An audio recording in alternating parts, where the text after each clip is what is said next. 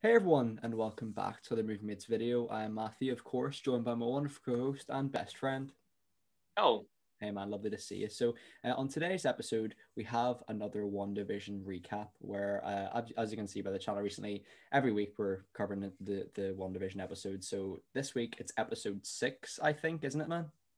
hmm Episode 6. yes, we are covering it. Yeah. No matter how much Rashad resists, Yeah, Rashad. I will give my opinions. Oh, I'd love if he's still listening. That'd be good.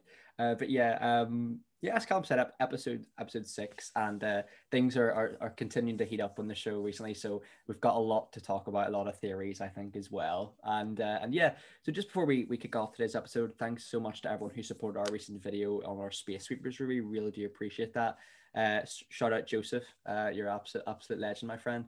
And if you're coming from that video, we have a lot of other WandaVision reviews in our Wandavision playlist as well. So be sure to check that out as well. But yeah, as always, time codes and emails in the description too. So Callum, if you want to open the floor with your thoughts on the episode, then man. Well, this episode is only 37 minutes. Minus from that the 8 minutes of the 8 minutes of credits. You get 29 minutes. You do. And I think we can both agree that that's disappointingly short. But it's actually the first that I've encountered where I've noticeably felt it was very abrupt.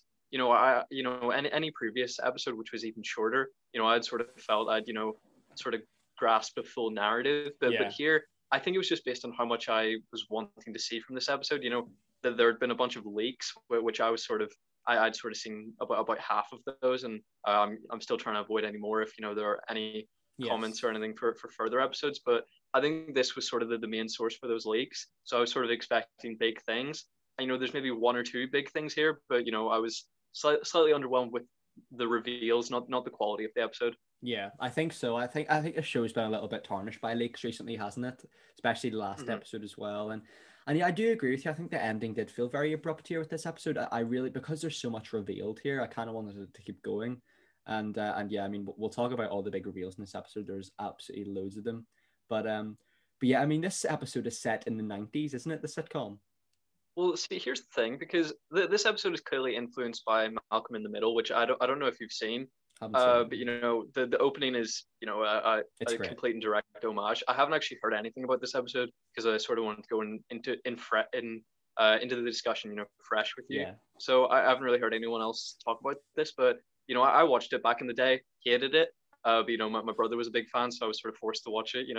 He had he had domain over the TV as the older brother. The older brother. So this episode is a direct parallel, with the kids talking to the screen, and the intro is basically a one-to-one recreation of that. With the influences of the context of the show. But that didn't actually air until 2000. So I guess we've jumped to the 2000s. Yeah, that's quite strange, isn't it? Yeah, like it's really interesting because it sort of reminded me a little bit of the Friends intro a little bit as well, and I know that was sort of as well like late 90s, 2000s as well. So it's gonna be interesting if this is set during the 2000s. I think the next episode then that would have to be the 2010s sort of era, like modern day. So I know that like the influence for next episode, or what I assume is next episode, is Modern Family. They said that they have like office style pieces to camera, but that's really, it's really Modern Family when you're talking about the family sitcom. Yeah, no, absolutely, for sure. And yeah, I mean, in this episode, yeah, I suppose it is quite 2000s as well. Obviously, we've got like the Halloween, and that's like the Halloween setting. That's sort of central to the episode, and we've got a lot of classic costumes here with obviously the old Scarlet Witch costume, Visions, and Quicksilvers as well. And I'm like really surprised actually they did the Quicksilver one because like all of them are ripped straight from like the 60s comics, I'm pretty sure. So it's absolutely great to see. Yeah, they're all incredible. Like, I think They they're are. so well realized, and the justifications, of where the costumes came from. That she's a Sokovian fortune teller, Yeah, so and the smart. Vision is a Mexican wrestler. I think those are definitely reasonable considering the context. And when it comes to the 2000s sort of idea of a sitcom, I really appreciated that in this episode because that this is the first one that we're old enough to actually remember. Yes. Oh, yes, 100%, 100%. So you can definitely pick up on those tropes. And I think one thing that is quite jarring, but really works well, is that there's no sort of audience laughing track in the background. So it really kind of engages you in in the show, really. So it does. And yeah, I mean, I like we're sort of saying, buddy, like a lot of questions are kind of answered here, but also a lot of questions remain unanswered. We see, I think in the last episode, it was Vision asks Wanda, why is there no other children in Westview? And here, there's absolutely so many of them at the Halloween. So it kind of feels like Wanda's trying to, if it is Wanda or that supernatural malevolent force that we've been talking about every week, it seems like they're trying to justify and sort of right wrongs. So obviously there's loads of children here, as well as neighbors being frozen in time, or maybe out of, the radius of which Wanda can manipulate them. What's going on there, do you think? I think that maybe her focus is so divided. I mean, under the provision that it is Wanda that's entirely responsible, I think her, she's sort of been pulled out of the fantasy. She was forced to confront the sword agent, so she's kind of removed herself a bit, and I think her attention's a bit divided. And then you add in the wrinkle of Evan Peters's, Evan Peters, as Quicksilver, or the recast Pietro. I think her attention's just divided, and she's not able to sort of hold control over everyone, past those sort of limits. So it's sort of interesting to see, because of course this episode ends with her, vastly, increasing the radius of her control. So it's sort of interesting to see whether she can keep a hold of that and stay somewhat stable. Yeah, 100,000,000%, yeah, for sure. And by this point, we have got to the point where they're balancing, the sitcom tropes and the sitcom storyline with Wanda, with the sword agents. We saw that last episode, but now, this being in the second episode of that structure, sets the precedent, which we can, assume is going to be continued next week. Mm-hmm. And of course, we see Randall Park, we see Kat Dennings, and Teyonah Parris. But it's nice to see in this episode Jimmy Woo actually have an action moment. There's a moment where him and Monica, take out a bunch of soldiers, because his bumbling nature that we see, in Ant-Man and the Wasp, and in previous episodes, it's definitely endearing. Like I love Randall Park, but I think I was glad to see a reason that he actually still is able to keep his job. Oh yeah, completely, 100%. It adds another dynamic to the character where he can handle himself in the action scenes as well, and yeah, we've sort of mentioned there are a lot of big reveals in this episode as well. And one thing that we've been talking about is, of course, Wanda and Vision's children. And here it is also revealed that they're sort of dressed up in the comic personas. Is it Speed and Wiccan? Are their names? Yeah, and both of them have abilities. I think is it Billy has super speed or Tommy has super speed? Which one? Tommy has super speed. Tommy has super speed. And Billy takes after Wanda. Yeah, so it's really interesting as to was sort of revealed in this episode that the Westview, the Hex has the ability to change people's cells. Obviously, Monica's could develop superpowers maybe, or it could be even the creation of mutants. I have no idea what's happening there. So we sort of see that people's cells can be changed, and maybe that's Wanda, maybe it's someone else. But it's interesting to see like they have abilities now. So like we were sort of saying, do you think that they could survive the show and perhaps be characters of their own? I mean, I think they have to be, based on the fact that, they're obviously establishing the Young Avengers. Mm-hmm. But I think that in a future project, we'll see them recovered from, whatever fate they have in this show. But I think as of episode 9 of Wandavision, that they will no longer exist. Yeah, I'm inclined to agree. I mean, actually, I'm definitely inclined to agree with that one. And there was a very fun reference in this episode, and it was a moment where Evan Peters utters the phrase "kick ass," and then Wanda goes, "Kick ass?" Kick ass? Yeah. And I really wouldn't have looked into his dialogue that much, but in the moment where she reiterates that, I smiled because, of course, in that film, Aaron Taylor Johnson played Quicksilver, played Kick ass, and then Evan Peters played his best friend Todd. So I smiled, and it just made me wonder: is he playing Evan Peters? Like, I mean, that's no less ridiculous than any other theory. That's a good shout, I think, actually. There was something that we haven't talked about, because I heard it in a new Rockstars video, which I know you're sort of ignoring, in order to not sort of spoil your potential future watching. Mm-hmm. But in the moment where Evan Peters arrives at the door, in the English audio description, they say, Wanda faces Fox's the Fox X-Men movie Quicksilver. So that implies that it is Peter Maximoff from those films. I still think not a chance, but is he playing Evan Peters? It's not a bad shout. It's not a bad shout, because that kind of would explain why he has no knowledge of how Wanda's able to do these things. Like he's just as curious as she is. So it kind of makes me think that maybe like Yeah, him like and what if he's even been Agnes plucked? or actresses or something. Yeah, I don't know. Yeah, like what if he's been plucked from, our version of Earth, and he's like, wait, you're Elizabeth Olsen, right? Yeah, yeah, Like, yeah. wouldn't that be great? That would be absolutely brilliant. I would Or they're absolutely like, love that. you're the actor Evan Peters. Yeah, like that would be so funny. I would absolutely love that because it would actually explain. Like, it's not the most ridiculous thing I've ever heard. Like, there's stranger things have happened. So, I mean, it stands to reason that could be a potential theory. I mean, you heard it here first, guys, on the channel. So, yeah, I I mean, it's I, I interesting. hope that's how it plays out, because I would much rather Yeah, that I than love he's the just playing reference. the same old character. Yeah, I absolutely love that reference, and it's kind of interesting as well. Obviously, with WandaVision, we have like the classic sitcom tropes of the intro and the ad break, and I wasn't quite sure of what the reference was in this ad break. It's like a Yo Magic ad where it was like a shark. Was it supposed to be that Wanda has magical abilities, or like a Doctor Strange reference? What was I going on there? guess.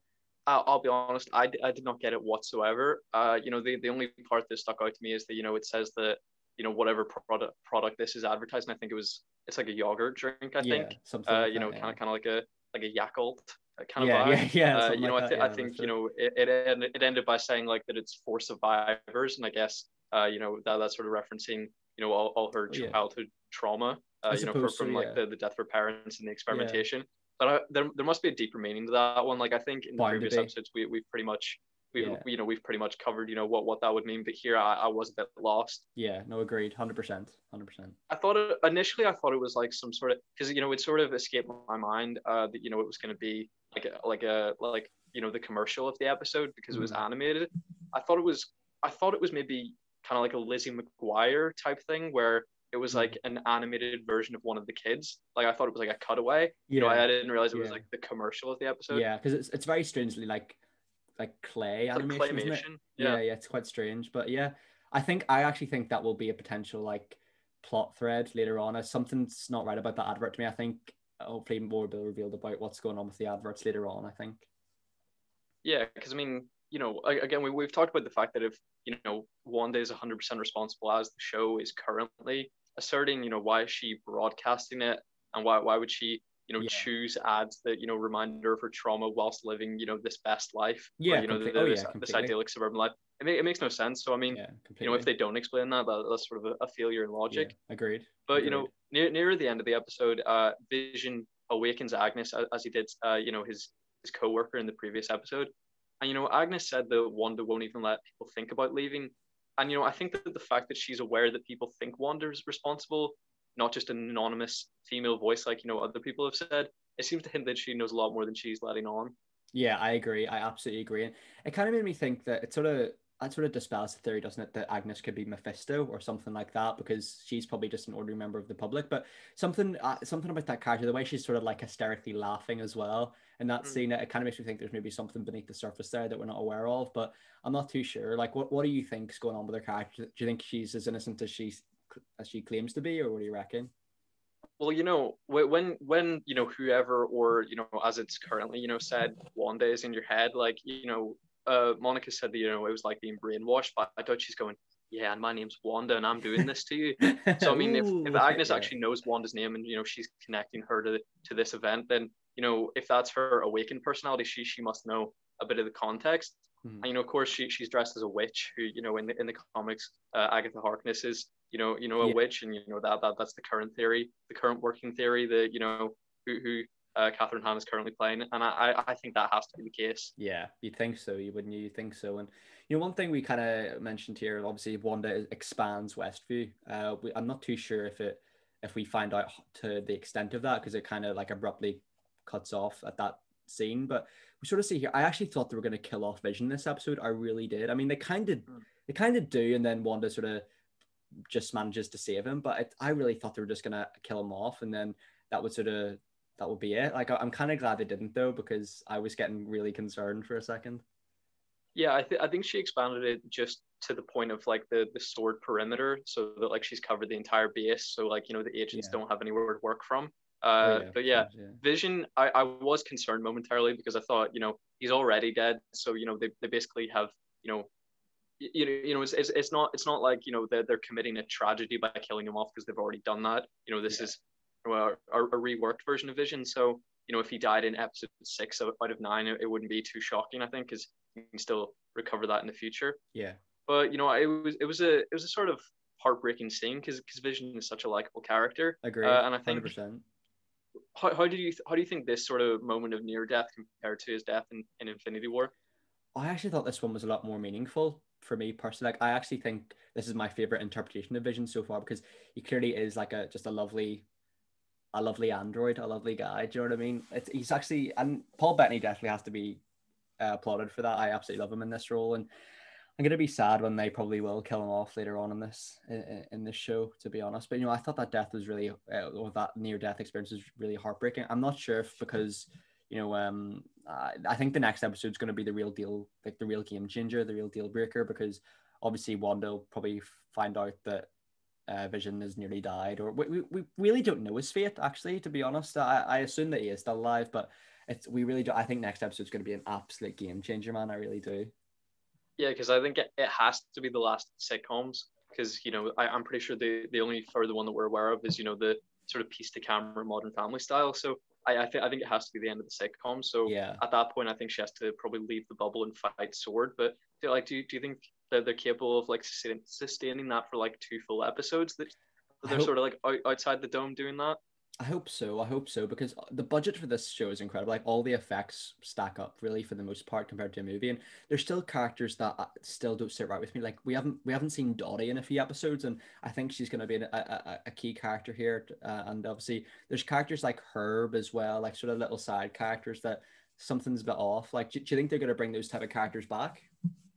I think they have to, because they've made a big deal about Dottie, but she's only been in 2 episodes out of 6. Yeah. She was in episode 2, and then she was in episode 3, I think. So I don't think we've seen her since. And she was this sort of, she's meant to be like ruling the neighborhood, even though it's Wanda in control. I suppose it's possible that once basically Wanda's been rumbled at this point. What Yeah. Vision knows, and that's really the person that she's been trying to hide this from.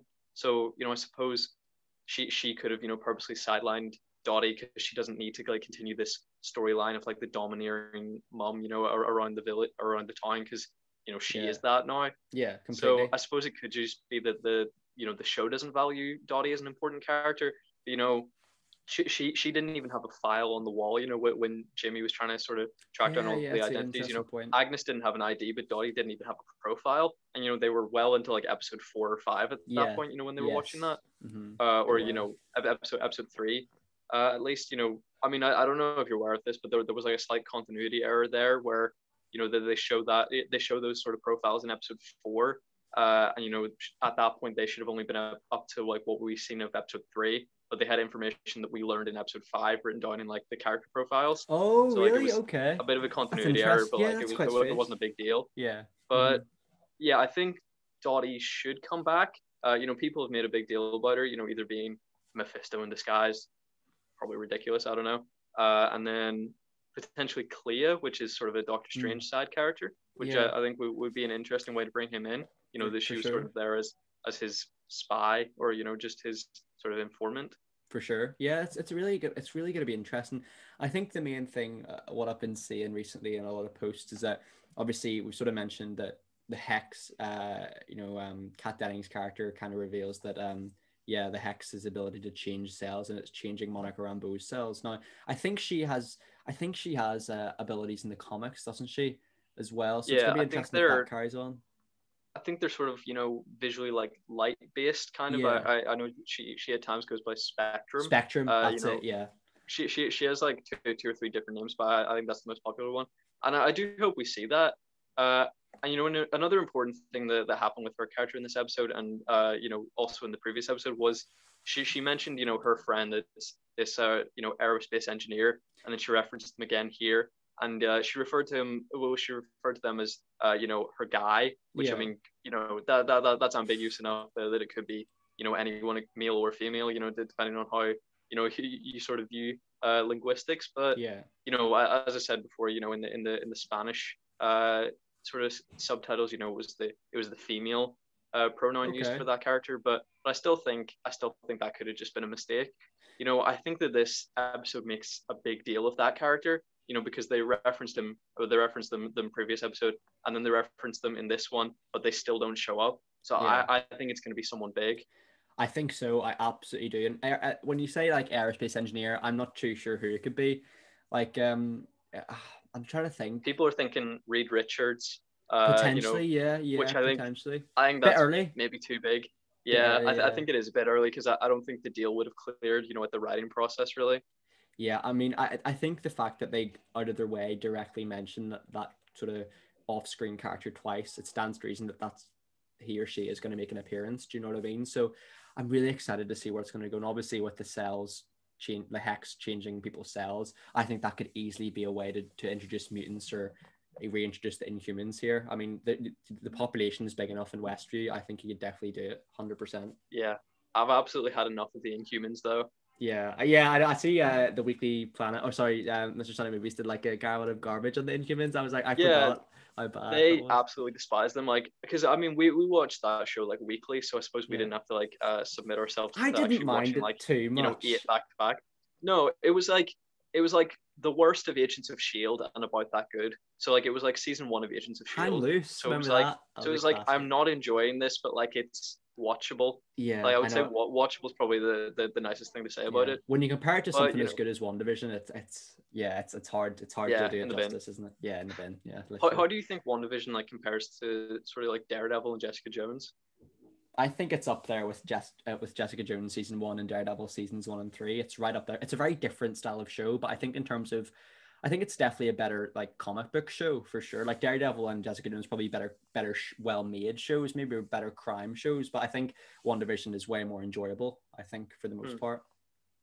Yeah, I mean, What about you? and it's a lot more thought provoking, you know, and sort of the week to week basis, you know, allows us to theorize, which is sort of a you know a good thing and a bad thing because you know Yeah, then people theorize things and then you know eventually someone's going to say enough stuff that they say something right and yeah, then they ruined it. that's it. You know, That's whereas if it. you just drop something in one batch, you enjoy it at your own pace. You know, spoilers be warned, but you know, Hmm. you know, nerds like us who actually care about it, you know, would have it done in an afternoon. Yeah, that's it, buddy. That's spot on for sure.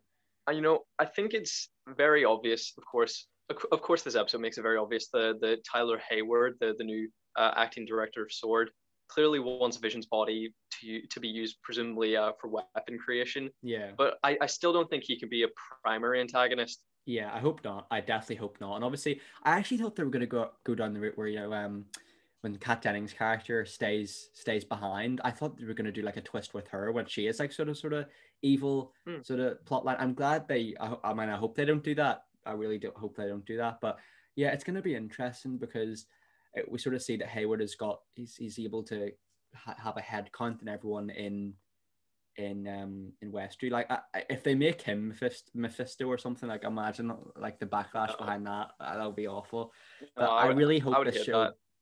I hope the show doesn't. It's really building up in suspense for me. It's getting better and better each episode, which is really rare for me. And I really hope it doesn't sort of fall off a cliff with a really disappointing reveal. I really hope it that would really destroy me. That really would. Yeah, I don't understand, you know, shows' obsessions with sort of padding for runtime. Like, I imagine Yeah. that they thought they needed to add sort of an antagonist into the mix of like the sword scenes. You know, they probably thought that there isn't enough depth here. I just realized I didn't turn on my light. That's why it's so dark in here. Apologies. You're grand. Uh, You're grand. you know, but you know, I excuse me. I imagine you know they No just worries. thought that you know that there wasn't enough depth there in the sword scenes, Yeah. but you know, I just and this happens all the time with Netflix TV shows. You know, where it's 13 episodes where it could be 8. This is Yes. probably That's it. 9 where it could be 6, 7. You know, if you just removed you know some of the characters who you know maybe don't add as much. Yeah. Oh, for sure, for sure. Like I think WandaVision is one of those rare cases where I want to see more in the episodes. Do you know what I mean? Like we were sort of saying, this episode felt really abrupt. You know, I was really excited when I saw the runtime. It was like 39 minutes or something like that, or 38 minutes, 37 minutes. I was like, this is gonna be a good episode. Then I realized there's like 8 minutes of credits. I never even watched the credits to see if there's like an end credit scene. To be honest, I'm not sure if there is for any of these episodes. I hope there isn't because I've just No, missed them all. no, there isn't. But I like, did. This is the first time I powered through the credits, and it was just because I was doing something else. Like I just forgot to turn it off, but yeah. there was unfortunately nothing there. Yeah. Well, I mean, that wraps up my thoughts on the episode, but anything from yourself? Well, we've talked a lot about who Evan Peters could be, but you know, I've been sort of quite certain that he's not the Fox Quicksilver, and you know, I have one piece of evidence from this episode that would sort of support that, I think. Go for it. And it's this recast Pietro in this episode says to Wanda that, you know, he seems to have a complete understanding of how the hex works, and, you know, how people change when they're under her control. You know, he says that, you know, people are living better lives than they were before, and, you know, people's personalities are pretty much the same. Yeah, he's so not under if people's control, personalities if people's personalities are similar, including his, to their normal personality, you know, I think that line itself, you know, confirms that he's not the Fox Quicksilver, because I think morally he wouldn't agree with what Wanda's doing. Yeah, I think so. And it's interesting, buddy, because I think we mentioned in our last episode that will this Pietro have speed, and it's answered that he does have super speed, and it's actually it's quite a similar one to Aaron Taylor Johnson's style. But yeah, I mean, I think the fact that he's not under Wanda's control, or doesn't seem to be, I kind of feel like he is definitely like an external force who's been placed there by someone else. You know, I don't know whether that's Mephisto or someone like that. I mean, it would be a massive twist for me if it ended up that it wasn't Mephisto, because like that's who we've been theorizing it is. Like, if it ends up being someone like Doctor Strange, who's just been, you know, messing about or something, or someone else like Baron Mordo or something, I don't know. It's going to be really interesting to see. But yeah, I don't think he is X-Men Quicksilver. I think you're right. Yeah. There has been another theory that he is actually playing the Doctor Strange villain Nightmare.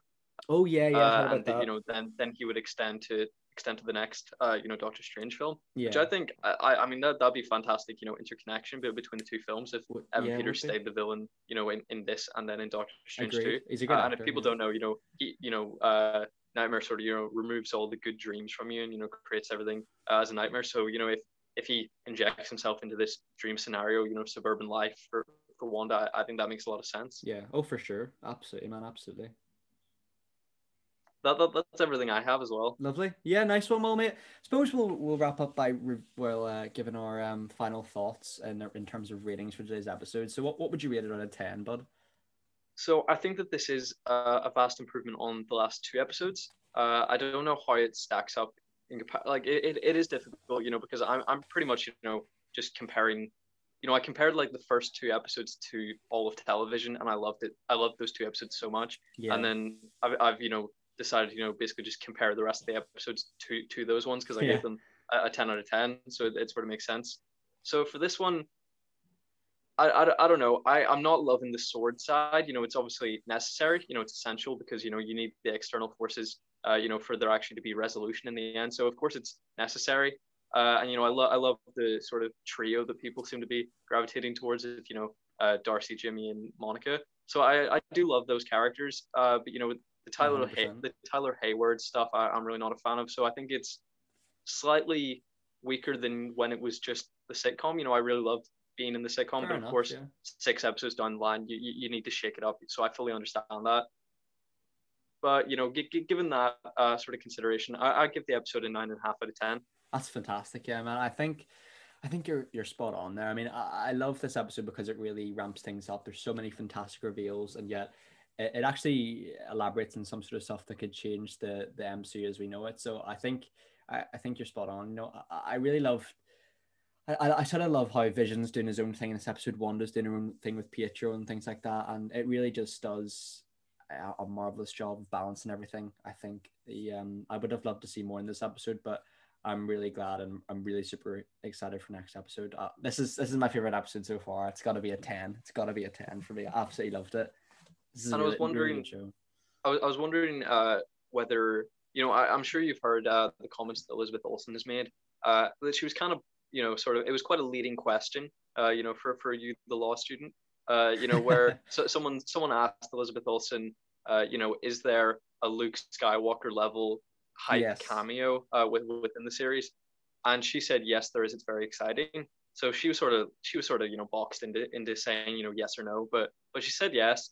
And I think we would probably both agree that it can't be Quicksilver, because Paul Bettany was talking about how exciting it was to work with this new actor. And, you know, I think you know, Evan Peters, I just think I don't think that they've had enough interaction, and I don't think they will have enough interaction alone just between the two of them to justify the comments Paul Bettany has made. Agreed. So I was wondering, who do you think that character is? I think it's either going to be Doctor Strange, or maybe like Brie Larson as Captain Marvel, something like that. I'm not too sure. I'm really not sure. Who do you think?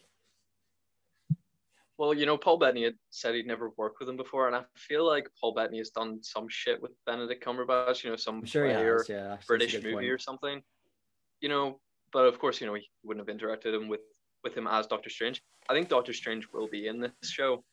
But I don't know whether that cameo is surprising or interesting enough. Yeah. You know, Yes, I know what you mean. I think it might be whoever the aerospace engineer is. Yeah, it's maybe if it's gonna be a pre-existing character, it might be like I can't even think. It's got to be a pre-existing I character, don't surely. think it will be a pre-existing character. I think it's going to be like a mind-blowing, famous actor who's now playing a new character. So John Krasinski.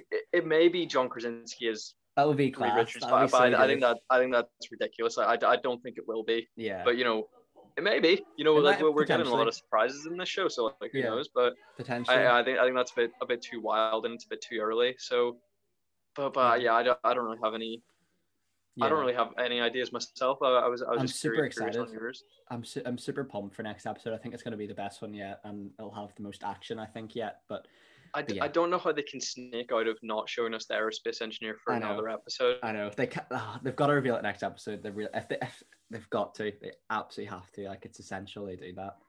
But yeah, I mean that wraps up our WandaVision episode 6 review. Hope you guys enjoyed, and yeah, please be sure to stay tuned next week. We're reviewing episode 7, and of course, yeah, stay tuned later on, guys, for Riverdale. We're bringing back our best bud Cash to talk about the Riverdale episode 4, I think, of season 5, which is a 7-year time jump. So stay tuned for that. It's going to be a really, really fun one to record. And obviously, we're going to be doing a lot more mini reviews and podcasts as well for you guys. So yeah, thanks very much, Callum, for today. I appreciate your time. Thank you. Thanks very much, everyone who watched. Please be sure to like, subscribe, and comment your thoughts down below. And yeah, hope you're all safe and well. Your family and friends all safe and well too. Take care, everyone, and bye-bye. Bye bye.